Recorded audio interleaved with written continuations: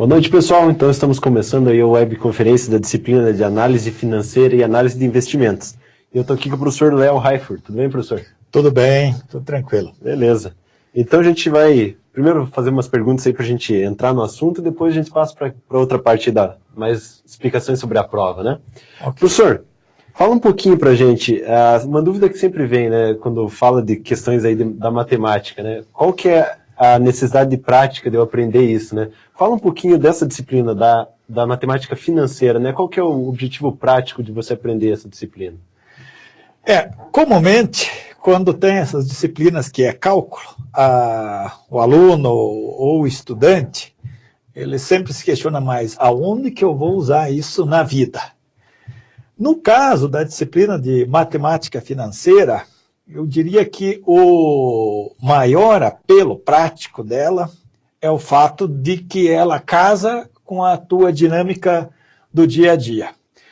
E a gente, no Brasil, tem um déficit do que eu denomino educação financeira. Então, até estou trabalhando em alguns projetos para tentar fazer a educação financeira alcançar o ensino médio.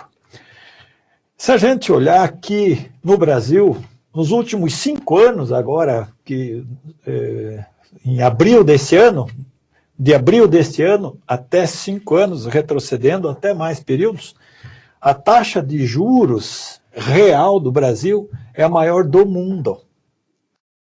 Então não tem como você conseguir otimizar a aquisição de bens e serviços se você se submeter a uma situação dessa.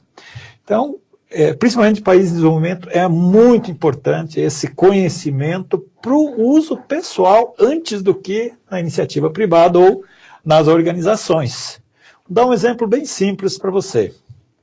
Tem um produto que custa R$200 à vista, mas ele pode ser vendido em 4 parcelas de 55. Então, comumente, o que a pessoa diz? Falou, não, R$5 na parcela, o que eu vou fazer com R$5? Não dá um litrão de cerveja, R$5, né? E paga 55. Mas como a gente viu na disciplina, essa parcela de 55 em relação a um preço à vista de 200, implica uma taxa de juros mensal de 3,9. Vamos arredondar para 4%. Isso, anualizando, deixando essa taxa ao ano, nós temos uma taxa de 60% ao ano. Vamos deixar mais fácil essa interpretação. É como se nós dois fôssemos no mercado e eu comprasse uma dúzia de ovos e você comprasse uma dúzia de ovos. E essa dúzia de ovos eu passasse na tua frente e pagasse à vista o preço que está na caixinha. Você viesse em seguida e falou assim, não, eu quero pagar a prazo, eu quero fazer essa dúzia de ovos em 12 parcelas. Então, nessa taxa, nesse exemplo que eu acabei de passar, só que eu não quero pagar esse juro em dinheiro, você retire a parte dos ovos, que é o custo financeiro. Então, o caixa, dos 12 ovos, ele ia retirar 5 ovos. Então, 60% por uma taxa e... Não, às vezes, a gente tem um problema sério da chamada modicidade de pagamento. Então, quanto mais irrisório o pagamento, mais precisa se tomar cuidado. Então, eu creio que o grande alcance dessa disciplina, independentemente se a pessoa trabalha na iniciativa pública ou na iniciativa privada, é para uso pessoal, para o dia a dia das suas finanças e das finanças da sua família.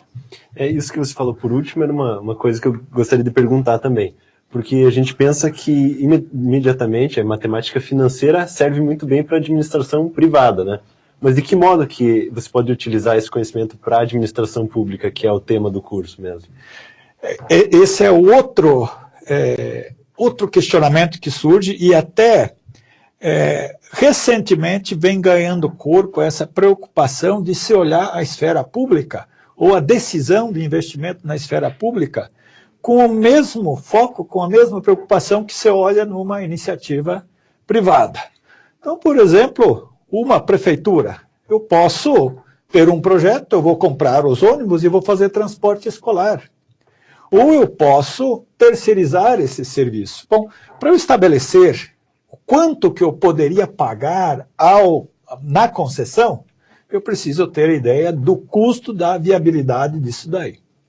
Vou dar um exemplo bem simples e que às vezes a pessoa não fala. Todo mundo reclama do preço da tarifa de água.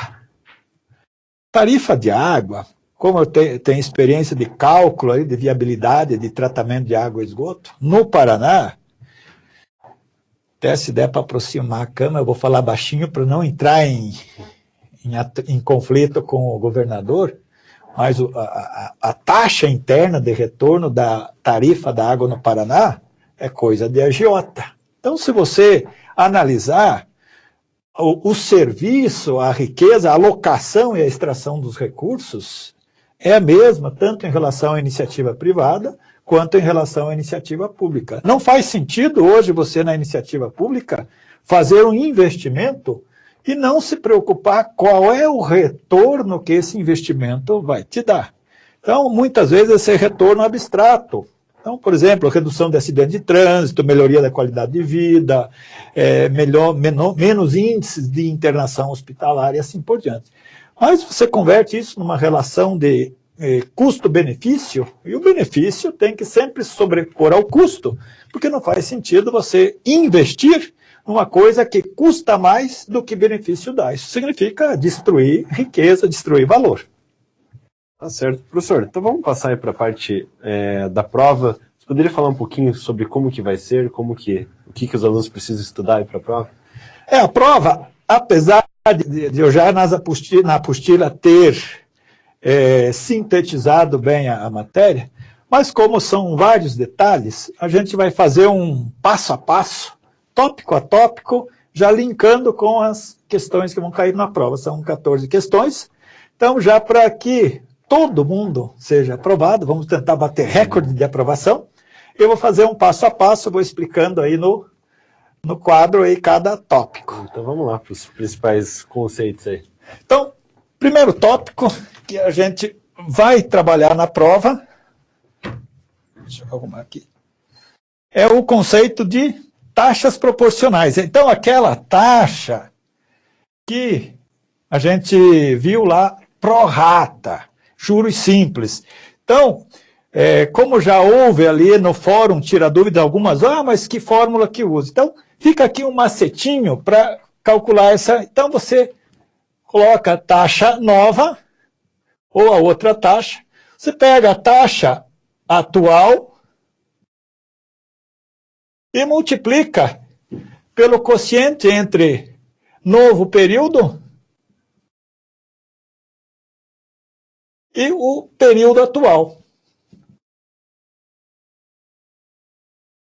Não tem como você errar a proporção de taxas no regime de juros simples. Então, por exemplo, se você tem uma taxa atual de 3% para um mês e você quer para 15 dias, então eu quero para 15 dias, novo período, tenho para 30 dias, 15 divididos por 30 dá exatamente a metade, metade de 3, 1,5%. Então a taxa proporcional, 1,5%. Então, usando essa equação, não tem como errar a resolução.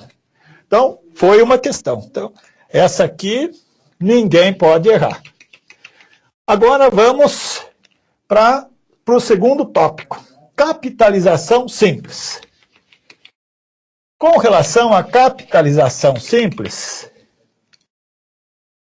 lembre-se de focar nas duas equações que eu coloquei lá na primeira unidade. Então, o montante vai ser o capital que multiplica 1 mais a taxa vezes o tempo. Então, vai ter uma ou duas questões que você vai resolver exatamente com essa equação. E se não me falha a memória, vai ter uma equação para você usar a fórmula dos juros. Então, mais duas questões que vai para a guaiaca. Capitalização simples em relação a montante ou em relação a capital e em relação a juros. Então, uma da taxa proporcional, mas de capitalização simples, já praticamente aprovou na prova, né? Só tem mais 11 questões, né? O terceiro tópico que a gente vai ter questão é sobre equivalência de taxa em juros compostos. Então, aquela fórmula que a gente trabalhou, sempre lembrando, 1 mais a taxa 1, período novo, período... Então, equivalência de taxa, você vai precisar, vai ter uma questão aqui, talvez não, com certeza você ainda vai precisar na capitalização composta para que você faça, ache o tempo, devido ao problema de arredondamento na HP12, ou se você usar a fórmula, você já encontra o resultado direto. Então, lembrar dessa equação aqui, que tem uma pergunta para ela. Agora vamos para o próximo tópico. Vai ser juros compostos. Então, juros compostos, as equações básicas para você resolver esse tópico. Gente, lembrando agora, a partir do momento que a gente entra nesses juros compostos, aí a dica, a menos que alguém queira, é usar a calculadora financeira. Então, vai poder usar calculadora, mesmo aqueles que não adquiriram a calculadora propriamente dita, podem usar aplicativo de celular. Me parece que as provas foram trocadas, são provas diferentes para não dar esse conflito de voar o WhatsApp na hora da prova, mas usa a calculadora financeira, por exemplo, cálculo de taxa, fica inviável fazer na mão. Então, as duas equações, aqueles que preferirem resolver manualmente, e a dos juros,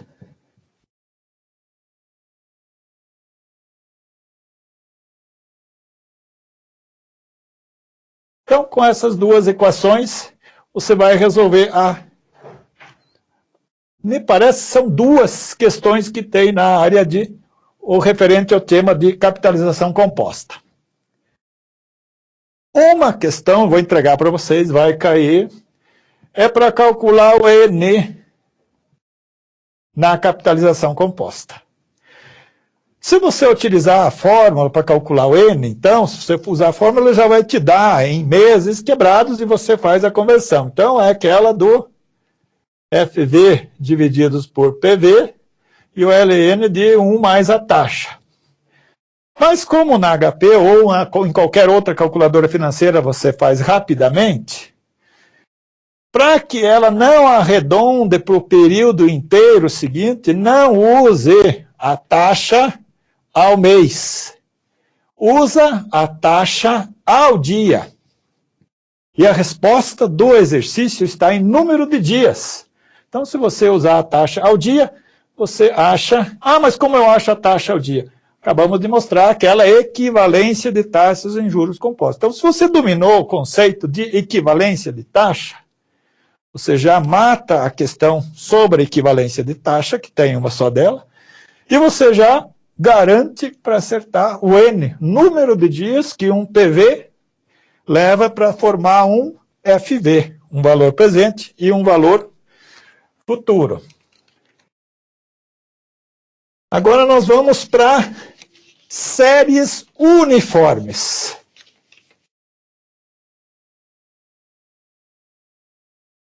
Gente, muito cuidado com as séries uniformes. Nós temos 3 conjuntos distintos de séries uniformes. Então, nós temos o primeiro conjunto da série postecipada. E observei ali no fórum Tira Dúvidas, ali, e até tem algumas respostas que alguns foram flagrados aí nessa mudança aí desses fluxos. Então, na série postecipada, eu sempre vou ter início dessa série um período depois. Então, se você for fazer cálculo na calculadora financeira, para que o cálculo seja no formato postecipado, não pode estar aparecendo a funçãozinha BEG no visor. Esse BEG de began quer dizer que é série antecipada. Então, vai que o professor ali elaborou a prova, se descuidou e colocou também a resposta com antecipada. Aí lascou-se, né? Então, toma cuidado. Para acionar a série postecipada, aciona a tecla G8 e aqui não pode aparecer nada, né, em termos de antecipação. O outro conjunto é justamente a série antecipada. Então, a série antecipada, ela começa junto com o valor presente, com o instante imediato. E a série diferida, na série antecipada, aqui sim, no visor, para você saber que você está fazendo um cálculo de série antecipada, tem que estar aparecendo a abreviatura BEG de Begin. E a série diferida. Então tem uma questão relacionada à série diferida, que aqui ela vai iniciar um período diferente de... Então, nem no instante imediato, nem no instante seguinte. Então, é uma questão ou para você calcular o valor presente de uma série diferida, ou para você encontrar o próprio valor das parcelas. Então, gente, basicamente, um Ctrl+C, Ctrl+V do exercício que está na apostila e o que também foi colocado no exercício lá da unidade 3 para vocês resolverem, né? Então, a diferida tem um critério particular de cálculo, que você tem que controlar, vocês vão ver lá na apostila, também tem lá na videoaula. E esses dois cálculos você usa diretamente as memórias da HP12. Só, gente, cuidado para você saber o que a calculadora está considerando. Um outro tópico. Então, nesse aqui são 3 questões que vocês vão responder. Muito simples de fazer. Só dá uma lida nelas. Principalmente dá uma atençãozinha especial a essa questão da série diferida. Um outro ponto que a gente vai abordar é os sistemas de amortização. Então, tem uma tabelinha, a gente colocou lá com 4 pagamentos, sem carência. Então, você pode ver na apostila aquele que, ou tal qual está na videoaula, daquele sem carência. E lá na apostila também tem 4 pagamentos. Então, igualzinho os exemplos da videoaula, eu só troco as frutas para desenvolver. Então, vocês vão preencher, elaborar uma planilha, ou price, ou saque, atendendo a esse tópico. Na mesma unidade, na unidade 3 ali, que tem os sistemas de amortização, também tem um tópico sobre inflação. Então, foquem ali acúmulo de inflação e inflação média. Então, vai ter uma questão associada a essa temática, que não raras vezes você precisa trabalhar com esse fator aí na hora de tratar o valor dos recursos do dinheiro ao longo do tempo. E, para finalizar, nós vamos ter 2 questões sobre valor presente líquido e taxa interna de retorno. Propriamente dito, uma questão sobre VPL e outra questão sobre taxa interna de retorno. Foi o último nosso módulo, ele ficou bastante enxuto. Tem lá bem certinho o passo a passo de como organizar os dados da calculadora.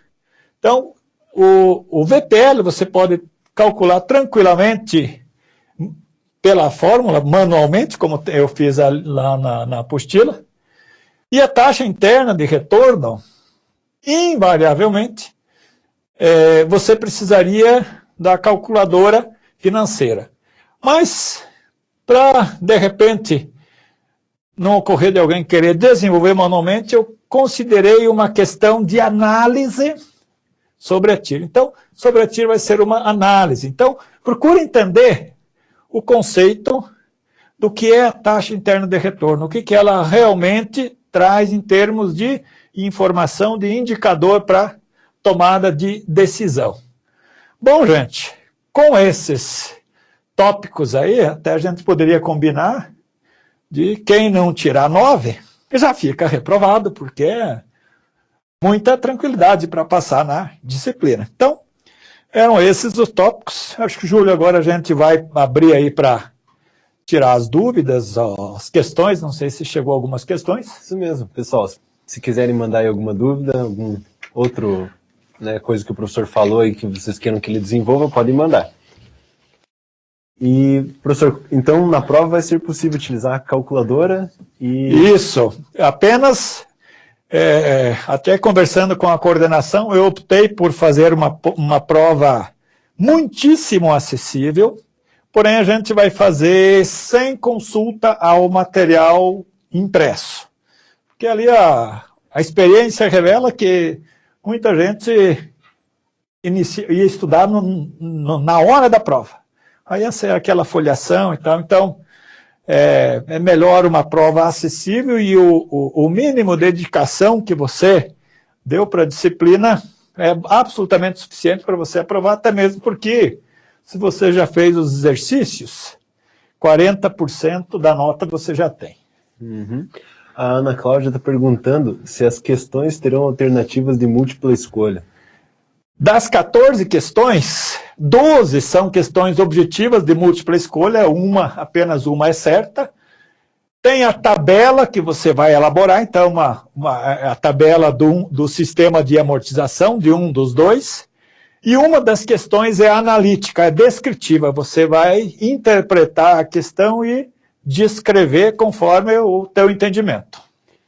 E o Wilton está perguntando se as fórmulas estarão disponíveis para a realização da prova. Isso, então eu fiz um formulário em separado e ele vai ser distribuído juntamente com a prova. Então todas as fórmulas estarão disponíveis. Uhum. Mais alguma pergunta?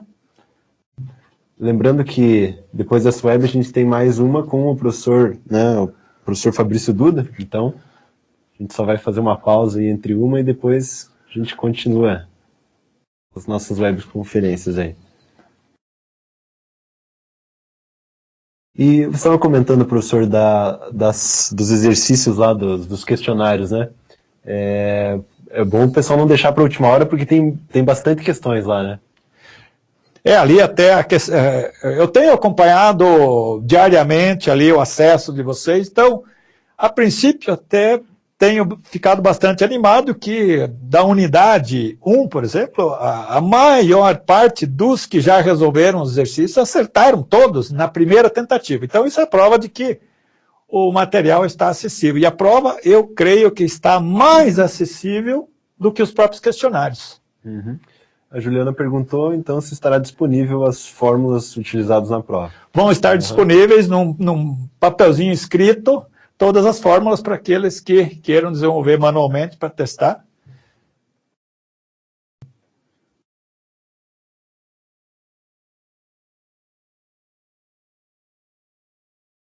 Então tá. Tem mais alguma... o Dante Lima... Pode me mostrar ali de volta, Dante? Tem uma coisa que chegou aqui. Não, só para ele chegar. Ah, tá. Até você comentou com relação à questão de não deixar para a reta final. Então, gente, assim como eu tenho acompanhado o pessoal acessando as videoaulas, acessando os questionários e resolvendo, tem gente que eu imagino que está começando hoje. Então, o questionário vale 40% da nota e, basicamente, se você entendeu, resolveu o questionário, não há necessidade de você estudar para a prova porque você já estudou. Então, ainda dá tempo, vamos lá, porque no conjunto, as 4 unidades, nós temos 68 questões, e se você deixar para os últimos 2 dias, vai precisar ser manhã, tarde e noite, né? Se for a situação, antes tarde do que nunca. Mas, gente, não deixa para a hora da morte. Uhum. Tem mais uma pergunta chegando lá da Adila. As questões serão de múltipla escolha? Só um pouquinho que tá... faltando metade ali. As questões serão de múltipla escolha e os cálculos terão que ser apresentados? Não. Basta escolher a resposta certa e não há necessidade de apresentar os cálculos. Até porque os tutores vão corrigir e eles vão olhar com base no resultado final, né?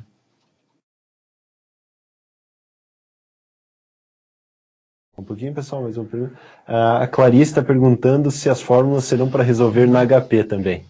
Ali, a fórmula, basicamente, ela tem, os termos da fórmula são os mesmos termos da HP12, mas a fórmula você desenvolve, você vai fazendo os cálculos passo a passo, e na HP12 você vai preenchendo as memórias. Então, caso você queira pegar o jeito de usar a calculadora, é bom você ir utilizando a apostila e as videoaulas, porque se você for usar HP só na hora da prova, eu acho que pode se perder, que não é exatamente uma coisa junto com a outra, né? A Ana Cláudia falou que teve um pouco de dificuldade para resolver as questões sobre inflação e pediu se dá para explicar um pouquinho melhor sobre o IPCA. As questões sobre inflação, veja, uma coisa que é importante prestar atenção, eu não lembro na parte que está ali, mas a inflação, você vai acumulando ela período a período. Então, você tem período 1, então o primeiro período, então, primeira inflação, você converte em fator de capitalização. Então, uma primeira inflação, aí eu tenho inflação do outro período. Então, vamos dizer que aqui a inflação de um período foi 10% e a inflação do outro período foi 15%. Então, qual que é a inflação acumulada desses dois períodos? Então, o que eu vou fazer, que a sensação, ou vai estar errado, porque a inflação é num domínio exponencial, estará errado você fazer 10 mais 15. Você precisa compor esses dois índices. Então, vai ficar 1,10 vezes 1,15. A composição desses dois índices, que aqui eu não tenho calculadora, é que vai dar, depois você vai dar aqui um valor, 1, alguma coisa, depois você faz menos 1 vezes 100, você tem a inflação acumulada. E para você calcular a inflação média, você faz, então você tem uma inflação acumulada, então teve até uma dúvida nesse sentido, você pega a inflação, converte, então parece que deu 10,5, então 10,5 de inflação no fator de capitalização, isso em um ano. Eu quero inflação mensal. Então, vou levar isso daqui, eu quero para um mês, eu tenho ela para 12 meses, menos 1. Vocês viram que, se você lembrar aquela forma de equivalência de taxa, tem mais uma questão aí que você pode acertar. Então, vai ter uma questão dessa, ou para acumular inflação, ou para calcular inflação média. Aí depois eu posso, lá no fórum, tirar dúvidas, se vocês tiverem dúvidas, ou se não for suficiente, a gente detalha melhor. Mais alguma dúvida, então, pessoal?